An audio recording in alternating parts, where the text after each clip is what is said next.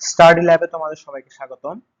আমরা স্টাডি ল্যাবের গত পর্বে চট্টগ্রাম বিশ্ববিদ্যালয়ের ভর্তি পরীক্ষা 2024-25 শিক্ষাবর্ষের সাধারণ জ্ঞান নিয়ে আলোচনা করছিলাম। তারই ধারাবাহিকতায় আমরা 2024-25 শিক্ষাবর্ষের চট্টগ্রাম বিশ্ববিদ্যালয়ের ভর্তি পরীক্ষার সাধারণ জ্ঞান দ্বিতীয় পর্ব নিয়ে তোমাদের সামনে হাজির হয়েছি। তোমরা স্ক্রিনে দেখতে পাচ্ছ বলা হয়েছে মানচিত্র নাটকের রচয়িতা কে? মানচিত্র নাটকের রচয়িতা কে? মূলত মানচিত্র নাটকের রচয়িতা হচ্ছেন আনিস চৌধুরী। মানচিত্র নাটকের রচয়িতা হচ্ছেন আনিস চৌধুরী।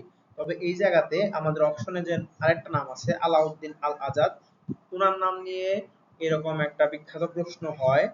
উনি মূলত স্মৃতির স্তম্ভ একটা কবিতা লিখেছেন।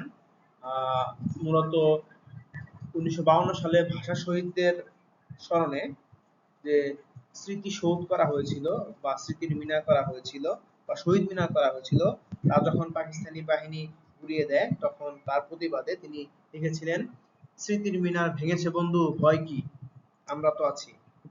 মূলত তার এই স্মৃতি স্তম্ভ কবিতার জন্য আলাউদ্দিন আল আজাদ বিখ্যাত। তবে আমাদের মনে রাখতে হবে মানচিত্র নাটকের রচয়িতা হচ্ছেন আনিস চৌধুরী, আর স্মৃতির স্তম্ভ বা স্মৃতির মিনার ভেঙেছে বন্ধু ভয় কি এরকম কবিতার রচয়িতা হচ্ছেন আলাউদ্দিন আল আজাদ।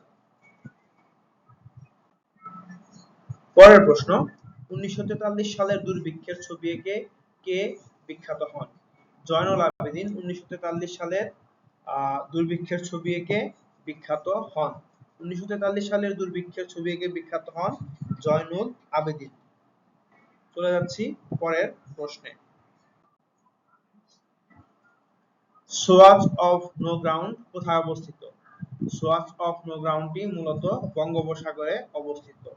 এটি মূলত হচ্ছে বঙ্গোপসাগরের একটি গিরিখাত। আমরা বাংলাদেশের মানচিত্র দেখতে পাচ্ছি, তার বাংলাদেশের মানচিত্রের ঠিক দক্ষিণাংশে এই সমুদ্রের মধ্যে বঙ্গোপসাগরের মধ্যে এই জায়গাটাতে মূলত এই গিরিখাত অবস্থিত। সোয়াচ অফ নো গ্রাউন্ড মূলত একটি গিরিখাত যা বঙ্গোপসাগরে অবস্থিত। চলে যাচ্ছি পরের প্রশ্নে। মুক্তিযুদ্ধ ভিত্তিক ভাস্কর্য বিজয়গাথা কোথায় অবস্থিত? মুক্তিযুদ্ধ ভিত্তিক ভাস্কর্য বিজয়গাথা রংপুর সেনানিবাসে অবস্থিত। আশা করি তোমাদের মনে থাকবে, মুক্তিযুদ্ধ ভিত্তিক ভাস্কর্য বিজয়গাথা রংপুর সেনানিবাসে অবস্থিত। চলে যাচ্ছি পরের প্রশ্নে। বাংলাদেশ টেলিভিশনে প্রচারিত প্রথম নাটক কোনটি? বাংলাদেশ টেলিভিশনে প্রচারিত প্রথম নাটক একতলা দোতলা। নাটকের লেখক মনির চৌধুরী। বাংলাদেশ টেলিভিশনে প্রচারিত প্রথম নাটক একতলা দোতলা। নাট্যকার নাট্যকার হচ্ছে মনির চৌধুরী। তোমাদের একই সাথে মনে রাখা উচিত বাংলাদেশ বেতার থেকে প্রচারিত প্রথম নাটকের নাম হচ্ছে কাঠঠোকরা। বাংলাদেশ বেতার থেকে প্রচারিত প্রথম নাটকের নাম হচ্ছে কাঠঠোকরা, যার লেখক ছিলেন বুদ্ধদেব বসু। চলে যাচ্ছি পরের প্রশ্নে। বাংলাদেশের একমাত্র জাতিতাত্ত্বিক জাদুঘর কোথায় অবস্থিত? বাংলাদেশের একমাত্র জাতিতাত্ত্বিক জাদুঘর চট্টগ্রামে অবস্থিত।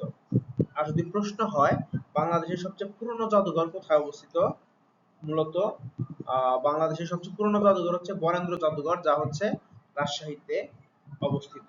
চলে যাচ্ছি পরের প্রশ্নে। সিন্ধু সভ্যতা কোন জাতির সভ্যতা? সিন্ধু সভ্যতা মূলত দ্রাবিড় জাতির সভ্যতা। সিন্ধু সভ্যতা মূলত দ্রাবিড় জাতির সভ্যতা। চলে যাচ্ছি পরের প্রশ্নে। রোমিও এন্ড জুলিয়েট নাটকের রচয়িতা কে? রোমিও এন্ড জুলিয়েট হচ্ছে উইলিয়াম শেক্সপিয়রের লেখা একটা ট্র্যাজেডি নাটক। অর্থাৎ রোমিও এবং জুলিয়েট নাটকের রচয়িতা হচ্ছেন উইলিয়াম শেক্সপিয়র। চলে যাচ্ছি পরের প্রশ্নে। ডক্টর মোহাম্মদ ইউনূস কত সালে নোবেল শান্তি পুরস্কার অর্জন করেন? ডক্টর মোহাম্মদ ইউনূস কত সালে নোবেল শান্তি পুরস্কার অর্জন করেন?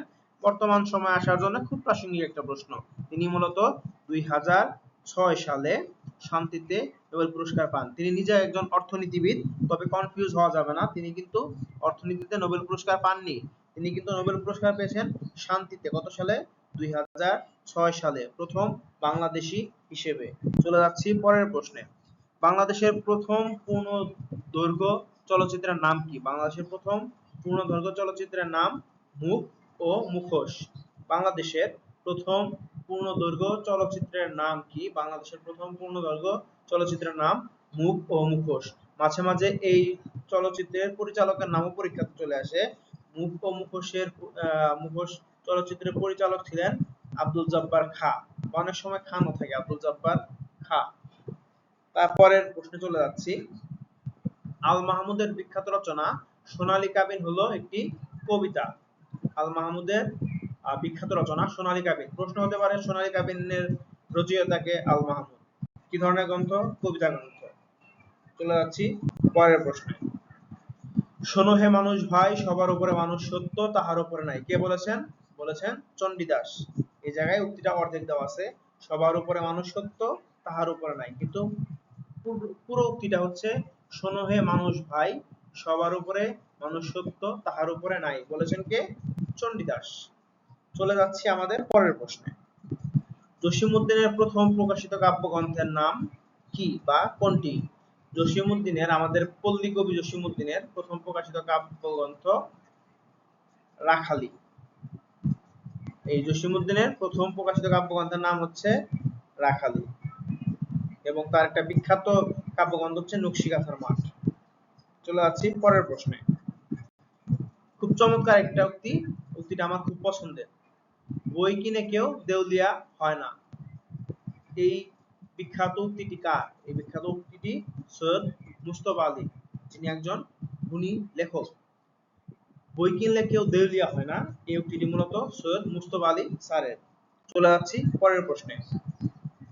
বিখ্যাত সুরকার ও সঙ্গীত পরিচালক ওস্তাদ জাকির হোসেন ছিলেন একজন তবলাবাদক।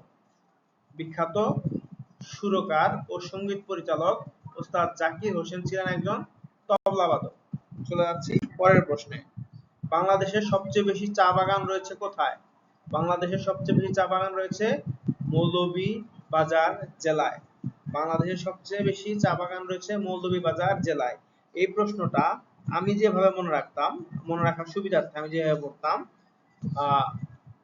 মৌলভীর চা বাগান বেশি, মৌলভীর চা বাগান বেশি।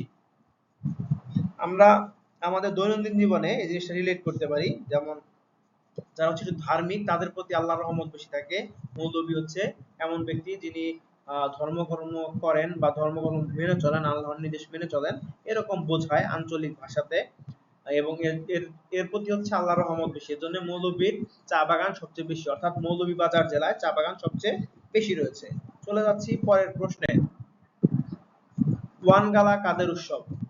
ওয়ানগালা কাদের উৎসব? ওয়ানগালা মূলত গারোদের উৎসব।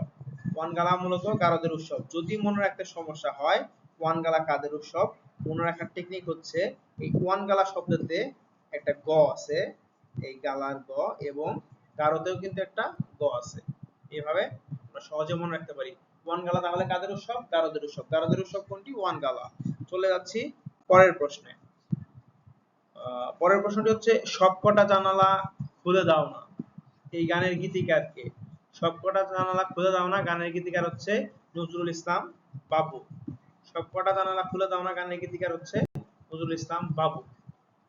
এভাবে মনে রাখতে পারি, বাবু সবকটি জানালা খুলে দাও না, বাবু জানালাগুলা খুলে দাও না, এভাবে আমরা মনে রাখতে পারি। অর্থাৎ আমরা মনে রাখার জন্য সহজ বা শর্টকাট কোনো টেকনিক ব্যবহার করতে পারি। আশা করি তোমাদের আজকের এই পর্বটি ভালো লেগেছে। আমাদের সাথে এতক্ষণ থাকার জন্য তোমাদের সবাইকে ধন্যবাদ। আমরা আশা করি তোমরা বেড়ে উঠবে, আশা করি তোমরা আমাদের পাশে থাকবে। তোমাদের পাশে থাকা আমাদের অনুপ্রেরণা যোগায়, আমাদেরকে সাপোর্ট করবে, এবং তোমরা যদি আরো এরকম ক্লাস পেতে আগ্রহী হও, আমাদের সাথে যুক্ত থাকো। সবাইকে ধন্যবাদ দিয়ে শেষ করছি। আল্লাহ হাফেজ।